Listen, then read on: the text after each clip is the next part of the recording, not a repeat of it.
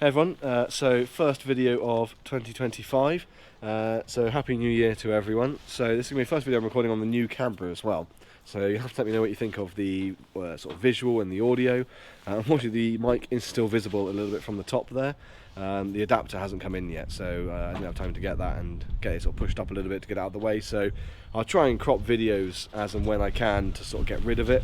But yeah, other than that, it's just going to be a little bit in the way, unfortunately. But I'm just sort of testing this out to see how it sounds. So today we've got a good video on the Fiesta. We are going to be installing an awesome JP Cage's rear strut bar. So this is the one that goes between the rear strut towers on the Fiesta. So I'm hoping sort of over time, so basically I've got quite a few of these mods going on at the moment to sort of try and stiffen it up and bring in the handling a little bit. I don't, over the track sessions last year I kind of felt it was a bit loose on the back end. So I can't fit a cage just because of the way I use the car just yet. So I'm going to go down the route of trying to stiffen it up as much as I can in other ways. So it's going to be sort of anti-roll bars, strut bars, top and bottom, the fronts as well, etc, etc. So there's quite a lot coming up soon. And this is one of the first steps I'm taking. So let's crack on and get it installed.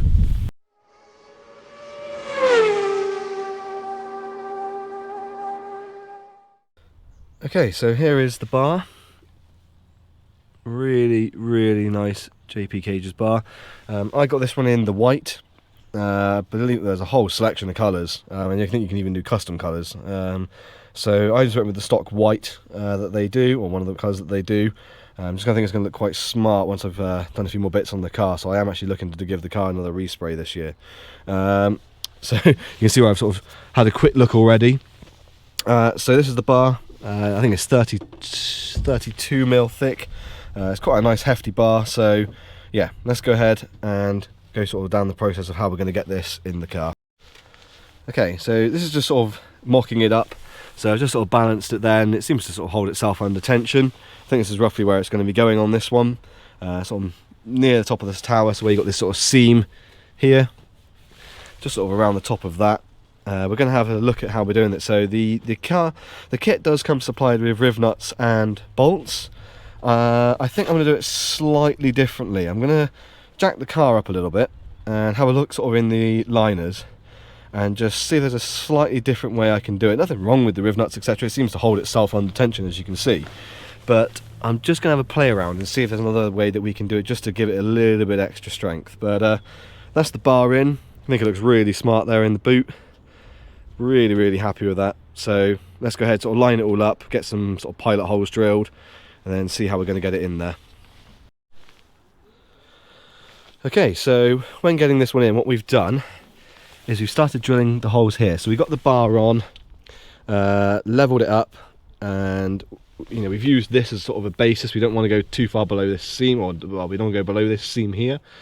So we've come up as close to the top of the tower as we can, so you can feel there's like a 2 skin bit in here. And we've just drilled a couple of pilot holes. We started quite small, we've got to these pilot holes here. But when you come around here, I'll have to see if the camera can see this.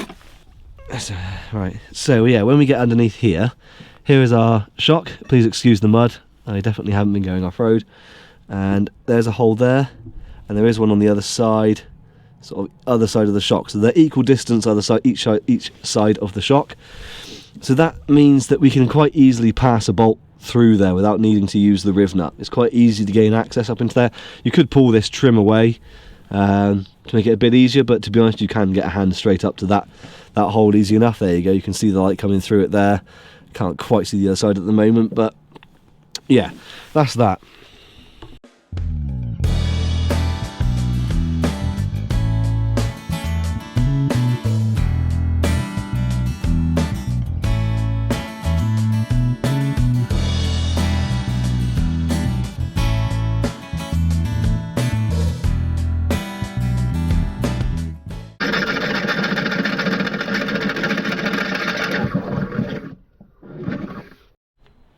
Okay, so we've got these in there just to hold it in place for now. So these are nice 12.9 high tensile socket cap bolts.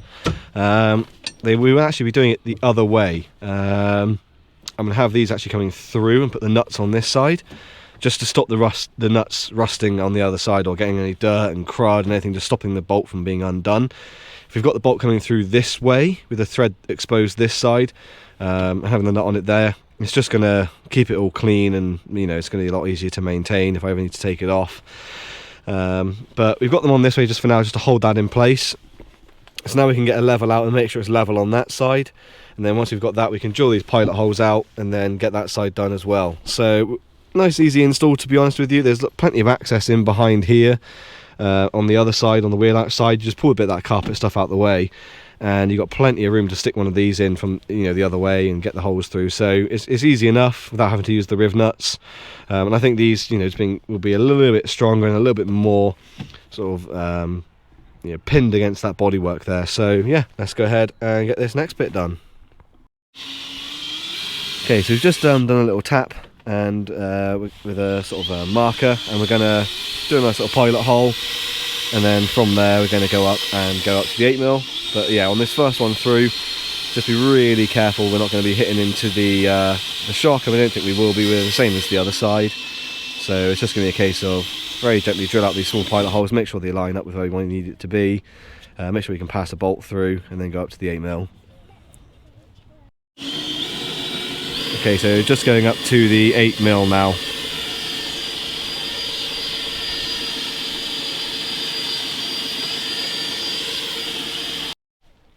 Okay, so that is all 4 8mm holes drilled out and deburred. So now it is just going to be installing. Like you say, that's pretty much it now. We're just going to have to get this loosely put in place, pass through the bolts sort of one by one from the outside in. And once they're on, it's just getting the nuts on, and we will have our strut bar in. So yeah, let's get on to get this next bit done. Almost done. Alright, let's just go ahead and pass these bolts through then.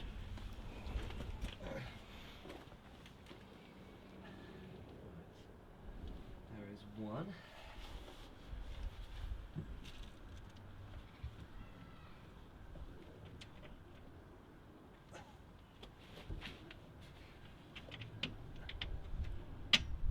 Yay!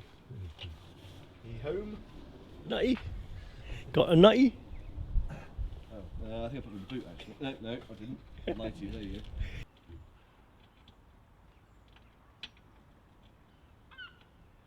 Yep. Right, can you push in on it? Yep. Okay, we're done. Cool. Right, zip up. Hey everyone, just a really quick insert here. I noticed on the video there it didn't really show the bolt, putting the bolt in from the other side. So when I fed the bolt through into the boot there, we had load bearing washers on those socket caps. So they were the sort of real heavy duty sort of socket caps, and we put like a load bearing washer on there. It was quite a big diameter on it, sort of 20 odd mil, with the 8mm hole in the middle, just to spread that pressure evenly. Those socket caps have a fairly big head on them anyway, but I think just adding that extra load bearing washer is sort of quite a useful thing to do, just to stop it pulling the bolt through. I don't think it would, but just reduces that chance of pulling that bolt through the bodywork. Again, I really don't think it would do that, but it's always worth taking every opportunity you can to sort of improve it. So yeah, we put nice big load bearing washers on there, fed it through, and then put that K-nut on from the other side. So yeah, it's just a quick little insert there, just to say, that's what we did on that one, just sort of give it a little bit of extra strength really. So yeah, let's carry on with the video. Okay, so we've got the bolts on there like this. This is the nuts this side, we've got that both sides. So we're just going to go ahead and get this one done up now. Yeah.